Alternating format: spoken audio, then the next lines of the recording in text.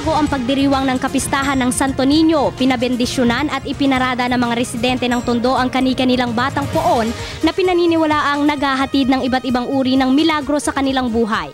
Magitan pagbabasbas, so kaya nga basbas, become blessed. At pag nabasbasan na po ang mga imahen, mga Santo Niño, ito ay pagpapaalaala sa mga taong may-ari ho ng imahen na sana ho mapalapit ang kanilang buhay o ang kanilang pamilya sa ating poong may kapal. Ilan ang mga debotong ito sa taon-taong nakikiisa sa kapistahan. Bit-bit hindi lamang ang mga imahen kung hindi pati na rin ang kanya-kanyang kahilingan. Gaya na lamang ni Aling Gloria na 10 taon nang pinababasbasan ang kanyang santo. Kung dati pang personal ang kahilingan, ngayon hiling niya para naman sa mga kababayan. Ay, hinihiling ko wag na sanang bumagyo.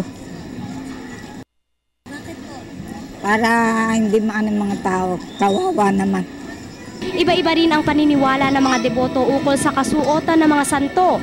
May dinadamitan ng magarbo upang ipakita ang lubos na pasasalamat sa Diyos. At may simple naman bilang paghahalin tulad sa kanilang buhay. Almost 19 years na siya sa amin, yes. Every year, pinapalitan na panata po, naniniwala kami na may dala siyang bless. Eh, siyempre, naniniwala namin bilang Katoliko eh. Mayroon din namang nakabihis ayon sa kani-kanilang trabaho, gaya na lamang ng mga Santo Niñong panadero at ang pamilyang ito na nagtatrabaho sa iba't ibang bansa, kaya naman naisipang ilagay ang mga santo sa isang bangka. Yung family namin lahat humihiling sa Santo Niño, lahat kami naglalakbay kung saan biyahe. Samantala, handa na rin ang pamunuan ng simbahan ng Tondo para sa kapistahan bukas. Nagsimula na ang misa kaninang alas 3 ng hapon at tatagal hanggang alas 12 ng hating gabi.